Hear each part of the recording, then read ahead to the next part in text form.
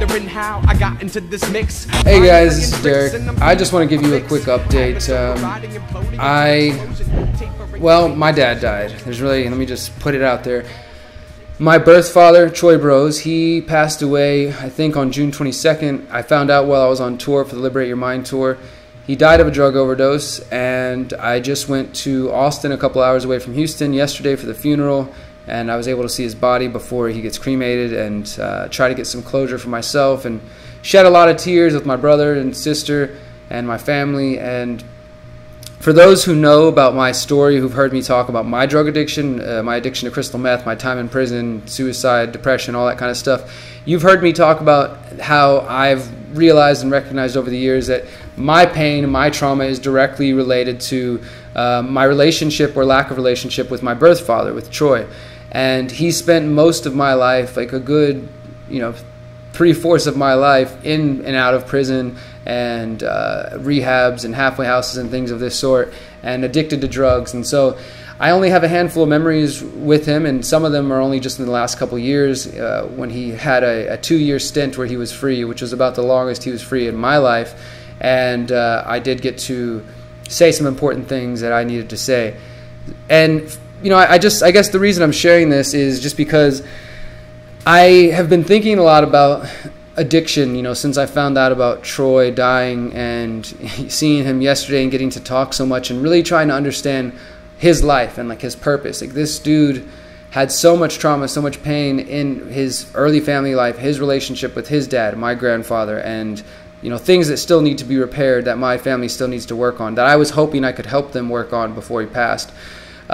He was so hurt and traumatized by these things and didn't know how to communicate it, didn't know how to heal from it, that the only solace he seemed to find was in drugs and in that whole lifestyle, and just really trying to find his happiness within these substances. And he wasn't able to do that. Eventually this is what killed him. And I don't want that to happen again. Obviously people are going to die from drugs. I've had a good friend die from heroin overdose, and other friends die as well. This is something that unfortunately has been a part of my life. But I want to do something about this. I've decided that I'm going to make addiction and substance abuse and maybe suicide awareness and depression more a part of my activism, because I've struggled with depression. I tried to kill myself. I was addicted to drugs. And all of these things were related to the trauma from my relationship with my father. And I know my father's trauma was related to his relationship with his father. So I know that there are people out there, good people, who are dealing with a similar situation and who just need a little bit of help and support. I didn't have the support systems that I needed. I didn't have anybody to talk to. I didn't, have any sort of, I was involved in, say, extracurricular stuff after school, program type stuff, but I didn't have a place where I felt like I could be comfortable and talk to people and open up about what I was feeling, my anger, my sadness, and everything.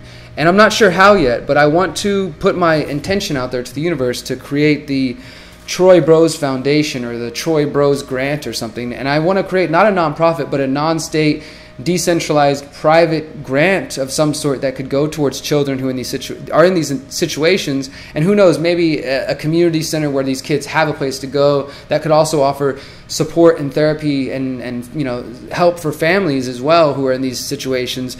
I don't know. It's really just all brainstorming at this point. But my point is that when I talk about the conscious resistance in my work, the reason I understand the need for healing and I talk about that is because I saw my dad's pain. And I saw how much pain he was in and how much pain I was in. And I realized that I couldn't fix the world if I couldn't fix myself, and that I couldn't change things, all the craziness I see in the world, I couldn't change it if I wasn't working on myself and healing my own self. And so we won't be able to change the world until our brothers and sisters who are out there stuck in drug addiction, stuck in pain, don't get to the root of their own trauma and don't heal from those things. And for me, that's an important part of my activism. And I want to take my dad's memory of his short life, his 54 years here on this earth that were filled with trauma and drug addiction, and I want to transform that and turn that into something positive. So if you have any ideas, resources, or whatever, please get at me. Let me know what you think. And don't worry about saying I'm sorry for your loss and things like that. I'm okay. I shed a bunch of tears. I'm sure there will be more tears to come. I've talked to my father. I know that he is free now, and I just want to use this energy and this momentum to help other people. So thank you guys for listening. Take care of yourselves out there. Hopefully I'll see you on the road. Yeah, that's it. Remember, you are powerful, you are beautiful, you are free. Peace.